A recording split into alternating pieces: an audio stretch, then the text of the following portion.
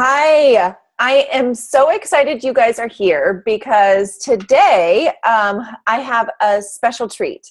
One of my favorite podcasts or the lady from my favorite podcast is on today, Lisa Woodruff.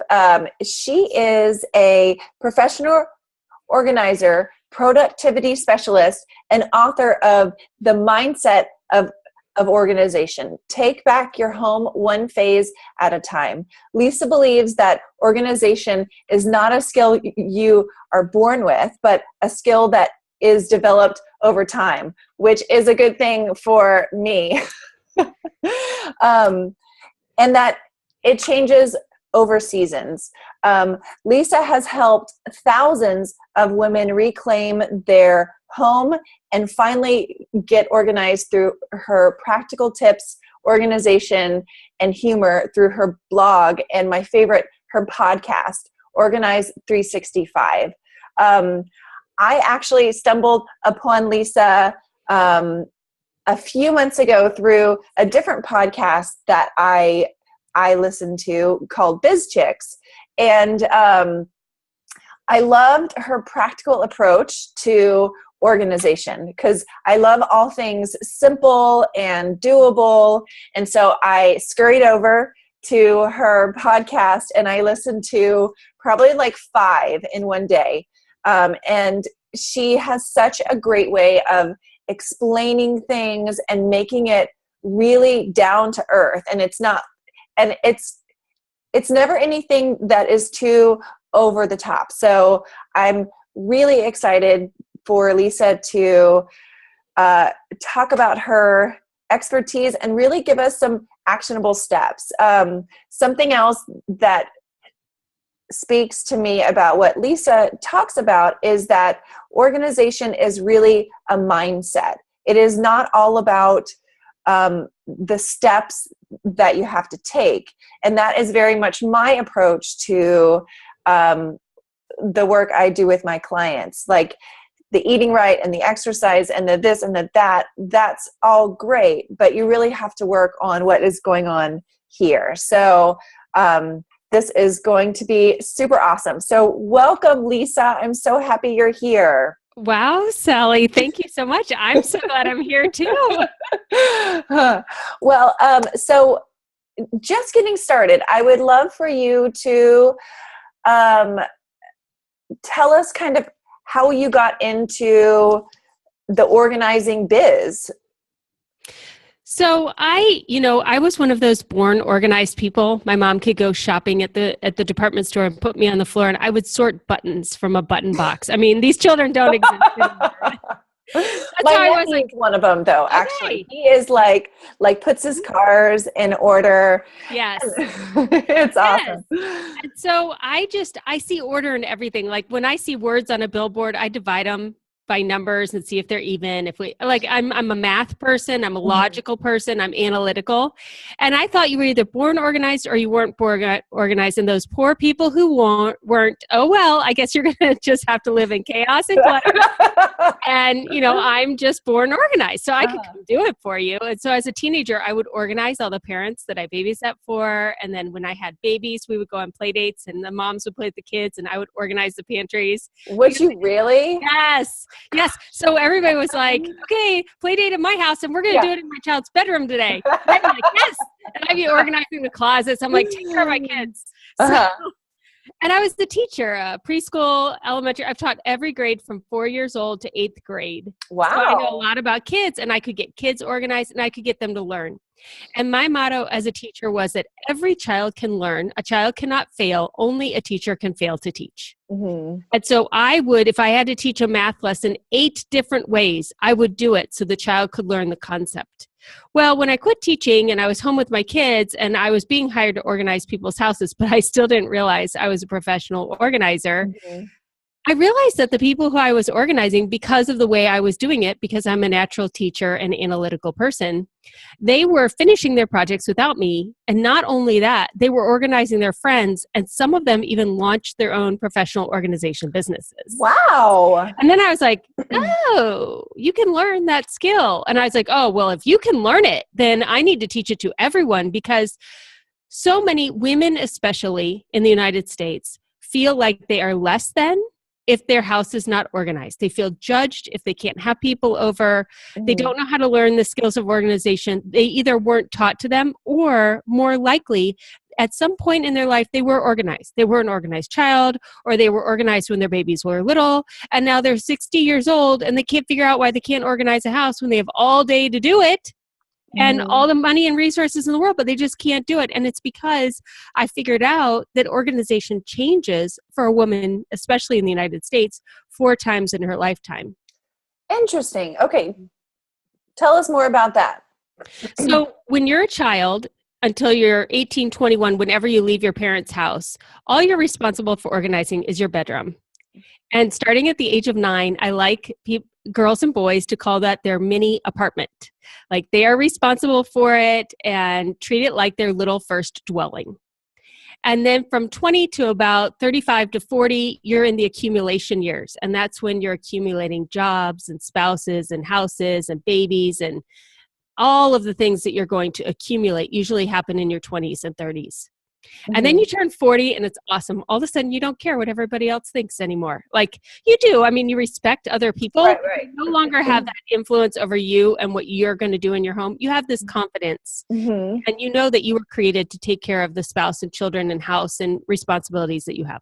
So, but the 40s and 50s, it's the survival years. I mean, you're usually in your highest income producing years. Often you have to take care of another family member that is older.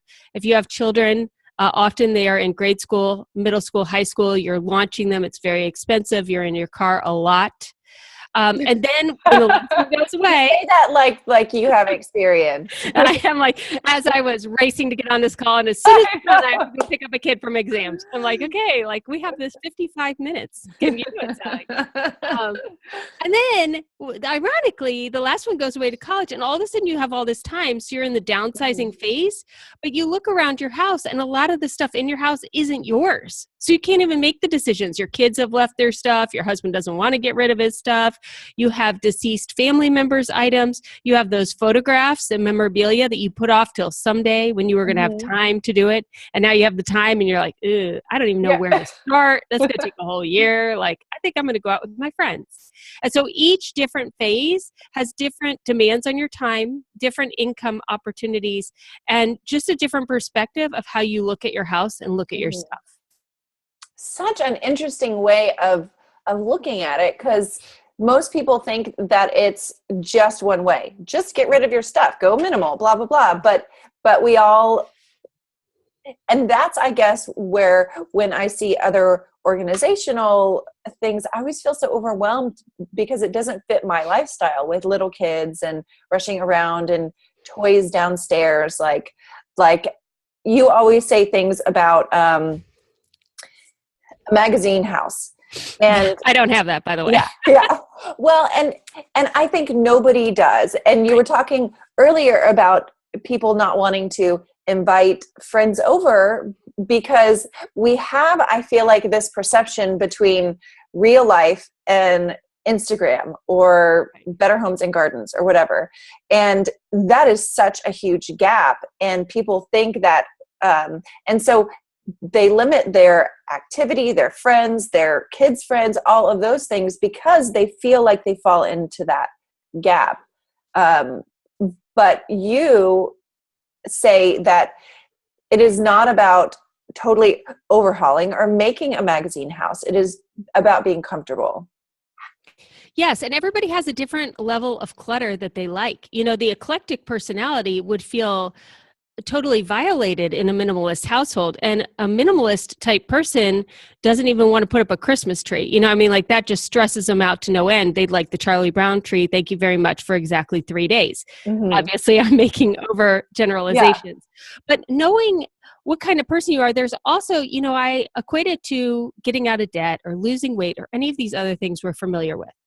Like if you went from extremely overweight to a size 6, like that would be a drastic change and very hard to maintain if you did it within 2 months. Like it would just be too catastrophic for the body almost. Change has to happen incrementally over time. Yes.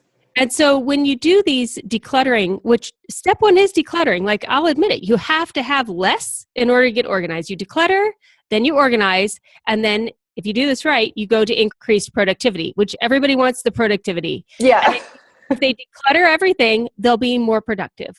Well, it's not a matter of just getting rid of stuff. Why are you getting rid of it? Why did it come in your life to begin with? What purpose did it serve? Has it served its purpose? Are you going to rebuy it?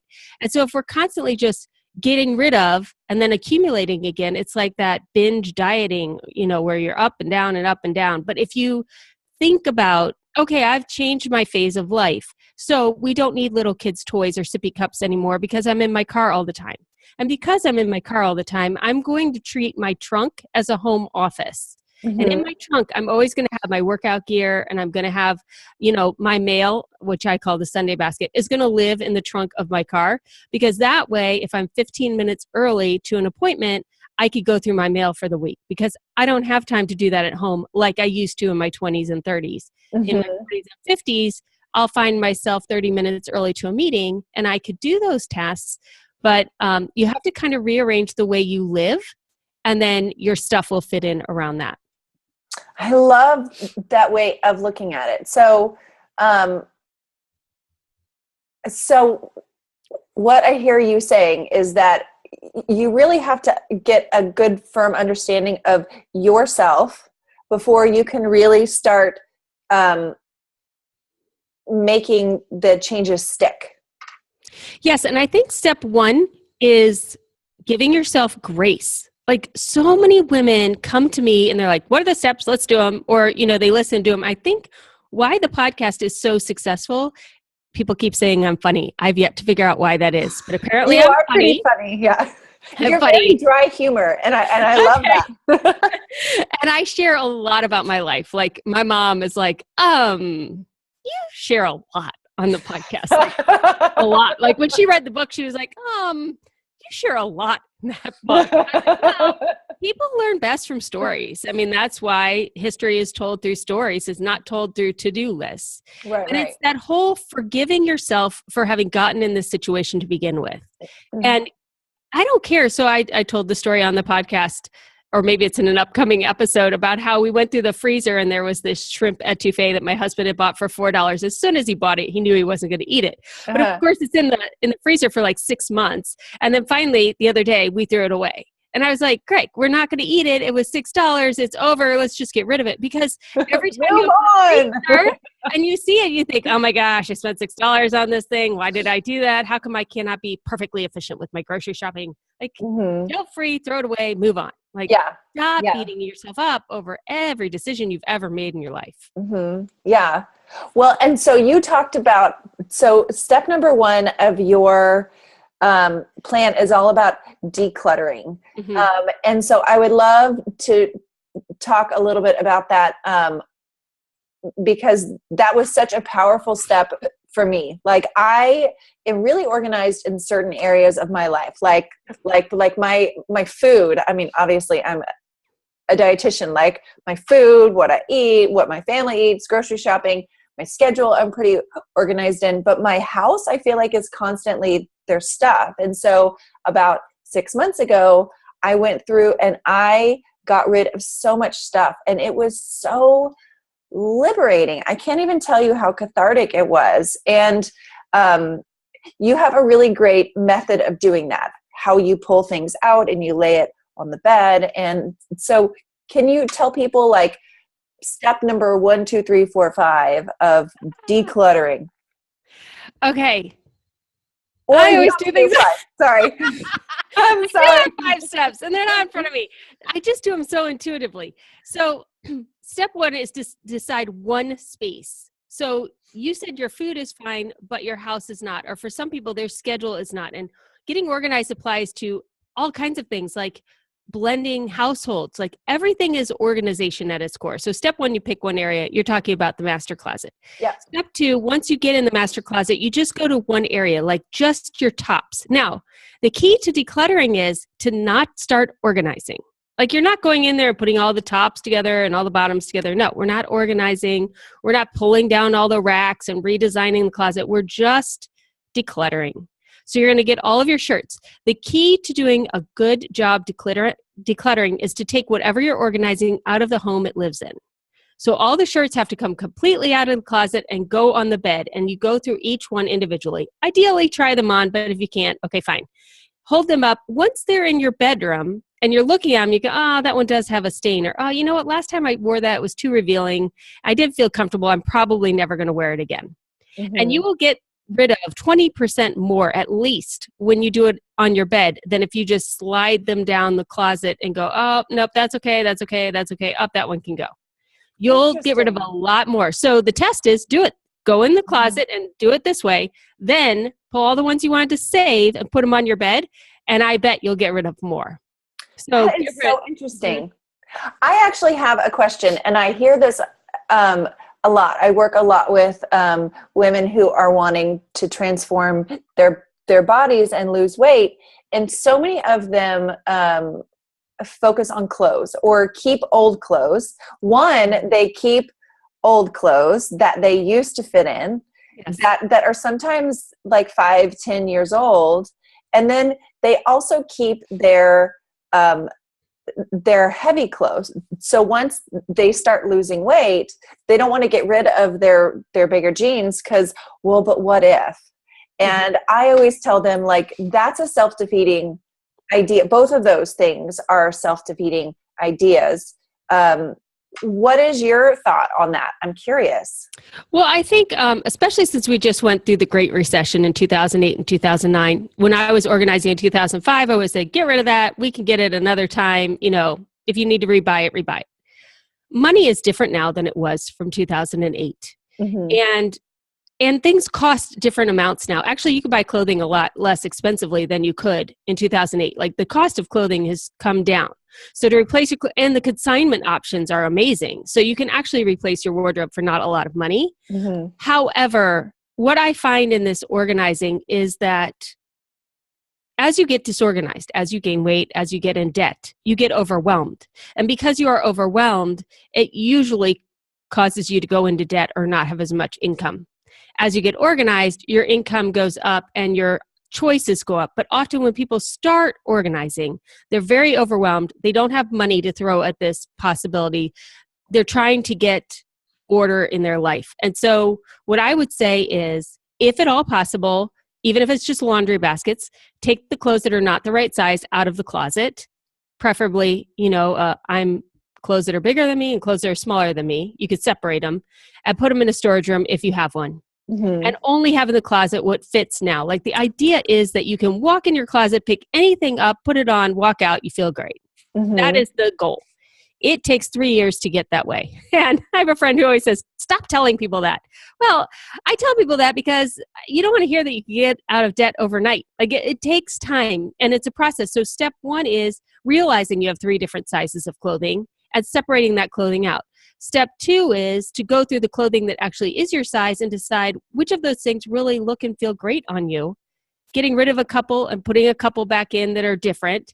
And then step 3 is going ahead and putting in that shoe organizer or something that makes you feel like you have a walk-in closet that's, for a millionaire, even though you don't, it makes you feel great about walking in your closet. And typically those happen 6, 9, 12 months later. So you go through your closet in the fall, then you go through it in the spring, you go through it in the fall again, you go through it in the spring. You have to go through all the seasons. And the third year you do that, you walk in, it's like you get rid of 3 pieces of clothing and buy 3 new ones. You feel awesome.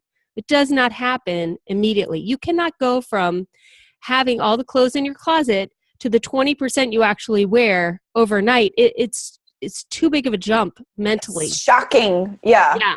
You feel like, oh my gosh, I don't have enough. Even though those are the only clothes you were wearing anyway. Right. Like not having that buffer in there makes you feel like you're in poverty and you're never going to be able to get dressed again or go out of the house. Yeah, absolutely. Well, and just to stay on clothes for a little bit longer.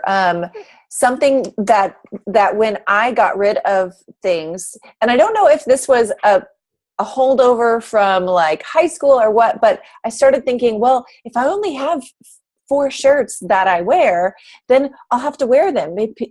And people will see me wearing them over again. And I take videos for work. And so I'll be wearing the same thing. And then it was such a great opportunity for me to challenge that idea that, one, I was worrying too much what other people were saying or not saying about me. And 2, why was because I was worrying other people were doing that, I was attaching value to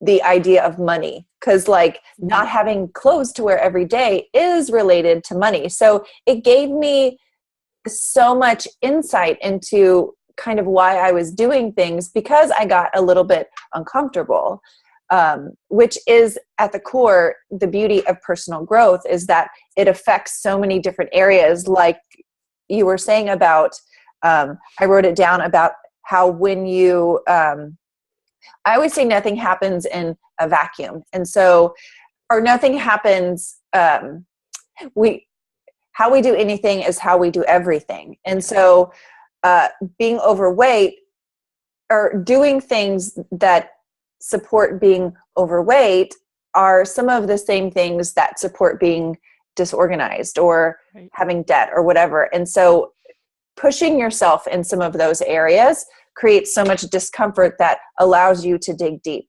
Anyway, that was a really long thing, but. Yeah, I have something to say on that. So 2 things. I always tell my husband, no one's really thinking about you. Let's move on. I know. He's like, oh, you're so nice. I'm like, well, really, they're not. They're thinking about themselves. So absolutely, don't worry about they're that. Too busy thinking about right. what they're wearing. And the other thing is, if you study highly successful people, make 6 figures or more, make a big impact in the world, anyone that is highly successful, they have a uniform that they wear. Like not like that has their name on it, but the president of the United States wears a suit every single day. Yes. And actually, I think I read Obama only wears 2 colors. I think I read that somewhere, that he only wears 2 colors. Like he doesn't even give a choice of suits. It's either this one or this one. Because the higher you go in your self-development, the higher you go in your real gifted calling for the world, the less you have time to make decisions about if you're going to wear the red sweater or the blue sweater. I mean, what do you want to spend your time on? Creating a new program so the whole world can get organized, or the red sweater or the blue sweater? And again, maybe it's because I'm over 40, but there are certain, I would love to lose 10 to 15 pounds. Not enough that I'm doing anything about it. Like if it magically happened. But I'm pretty comfortable with my body. I think it's fine. I'm middle-aged. I'm in the car all the time anyway. Moving on. Right. There are certain clothes that look good on me. White House Black Market and Taylor Loft have the best jeans and pants for my curvy body. Even if I lose weight, I am still a curvy body. I can't go buy jeans at the Gap or whatever those little jeans like that. Forget it. Yeah. We've got curves everywhere. Yeah. As you should. You are a woman. I'm a woman. Babies. Marilyn Monroe. I have her body. Let's just say that. I don't like things that are low cut. I wear turtlenecks a lot. I'm like in my Nanook of the North clothing.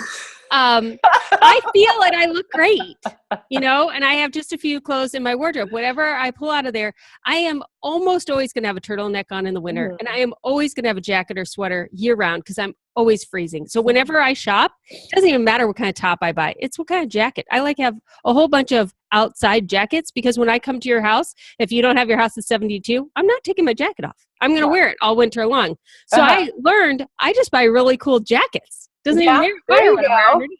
Once you figure out, and nobody cares. What do you feel great in? What do you feel your best in? Like, don't wear what's trendy if you're like pulling up your shirt the whole time. Right. I feel great. I want to connect with you, talk with you, share my ideas with you, not worry about how I look. So I love my hair, but it's never perfect. And so every morning I go, well, that's it for today.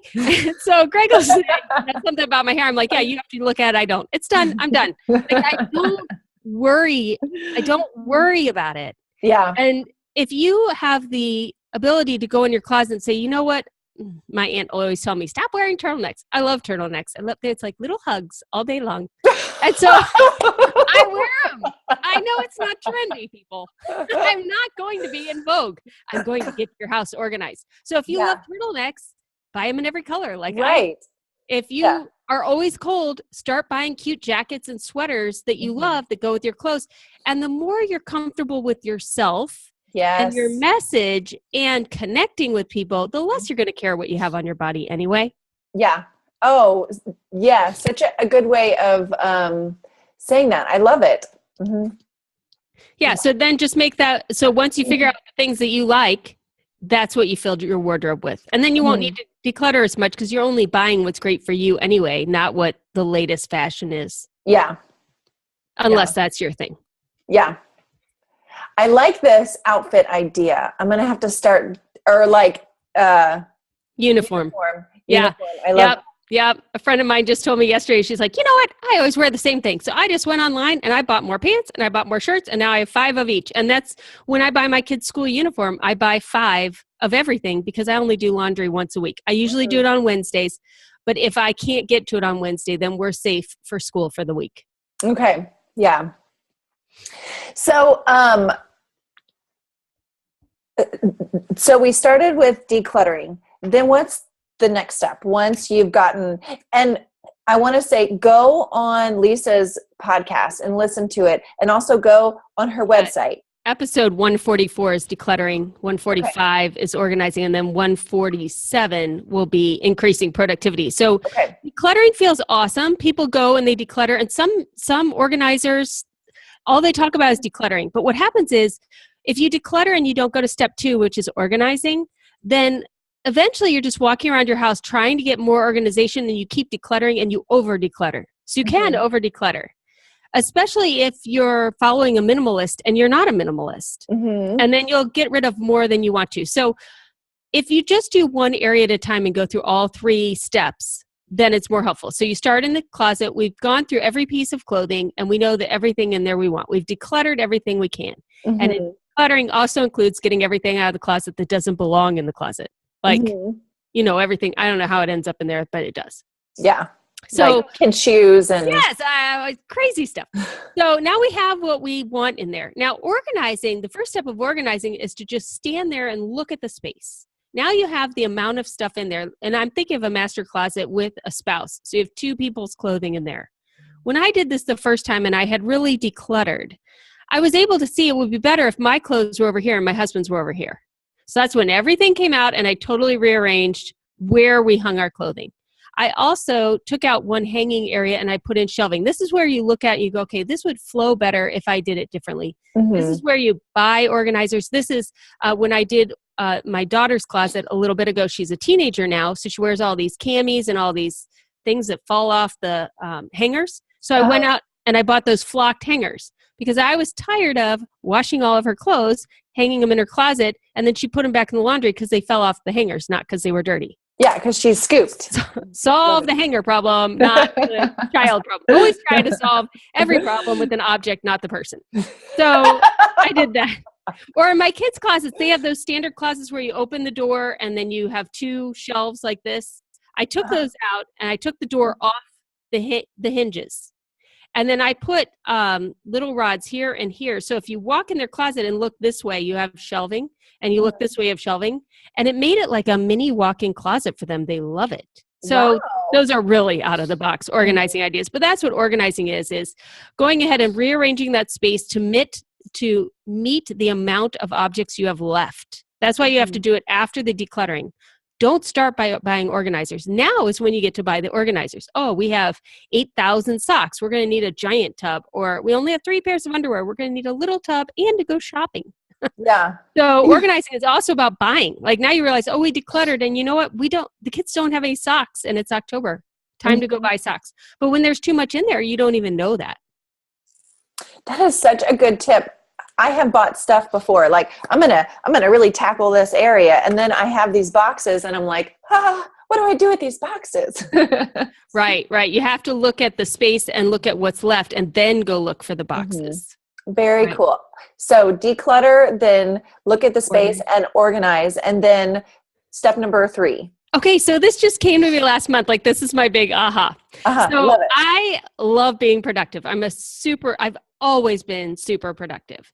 And that's what people talk to me about. And the more I talk with the productivity specialists and their podcasts, I realize that they're always talking about the intellectual level, the mindset level of productivity. They rarely talk about the productivity of your kitchen or your closet or things like that. And I realized that productivity is the output of being organized in every area of your life, including physically. So the best example of this is your kitchen. Because in your kitchen is organized, but you've taken it to the productivity level because you have the nutritional components in there that you want, you have the menus made, you have the grocery list refined. You are extremely not only organized, but productive in the way you feed your family. I am not. So let's take a different area for me, shall we? Okay. Let's go back to the closet for me.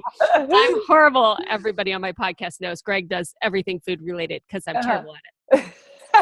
So if we have organized, we've rearranged the closet. The productivity level is what you and I have already talked about. It's figuring out what your uniform is, figuring out that I really love sweaters and turtlenecks and, a collared shirt in the summer. And so I am going to now build out my wardrobe going forward so that I have 5 to 7 of these options for each of the seasons that are in the climate that I'm in. Mm-hmm. And then each season I will buy a couple new things to replace, and that system will work for my uniform that is best for me. So the uniform idea is the productivity of the closet. Okay. The meal planning and the grocery plan is the productivity of the kitchen. Oh, okay. Mm-hmm. I love that idea. And it's such a great, succinct way to really flow through so you don't feel like you have to declutter and then your life is perfect. So right. I love that you really break it into stages. And it's a continuum. So as your life starts to get busy, you'll slip back into being less organized and you'll have to reset yourself, declutter, organize, and get productive again. But each time it gets faster and faster. So even though I said you have to do your closet 3 times, the first time, devote a weekend, people. It's going to take a weekend to try it all on, figure it out, where we're going to. The second time you do it, maybe a day, 6 hours or a day, you're going to go through it again, especially if it's a different season. The third time, it's going to be maybe 2 or 3 hours. And then you're going to be able to declutter, organize your closet each season in about an hour. I love that. So something that I hear all the time that people struggle with is time. Time is the most infinite resource that we as women and moms really struggle with. Mm-hmm. And so you said weekend, but that's just step number 1. And so that can be scary to people. Do you feel like people actually are able to get more time just at each step? Yes. So the number 1 objection I come up to with getting organized is I don't have any time. I don't have it. It's fine. I agree 100%. You have no time. I agree. So my 100-day home organization challenge is designed to be done in 15 minutes a day. Because I was like, well, I can't convince people that they have time that they don't think they have, whether or not they have it or not. So forget it. Fine. You don't have any time. We're going to do 15 minutes a day. Yeah. Here's what happens. They buy in and they say, okay, fine, Lisa, I will give you 15 minutes a day. And then the 15 minutes a day, the I don't have a lot of time is really, I am afraid that if I do what you say and I devote an hour or a day to organizing my closet, at the end of the day, I will have a bigger mess than I started with. I will have lost a day. I am not able to make these decisions on my own. I am not an organized person. And now I've lost a day. So what good did that do me? What I find is when people actually buy in, and you have to buy my course because you have to buy in. When it's free, it doesn't work. It just doesn't work. So they buy in and they start doing it. And they do 15 minutes a day, 15 minutes a day, 15 minutes a day. And then all of a sudden, all day Saturday, I pulled everything out and I did all this and I made a bigger mess. But look at this. I never thought about thinking of my kitchen that way. And they get all excited. So then I get messages like this. So my husband went to bed or she doesn't say this. I organized all of our paper for 8 hours. And I went in, I told my husband that we should do XYZ. And he said, it is 4 a.m. Could we talk about it at another time? And I always tell people, organizing is addicting. It feels great. As soon as you learn how to organize, it is amazing. But you're afraid that I'm wrong because you've read all the organizing books, you've listened to all the organizers, you've looked at all the magazines, and it has not worked. So that's it. The 15 minutes a day, I don't have enough time is really the objection and the mindset of I can't really be an organized person. So why would I give the time to that?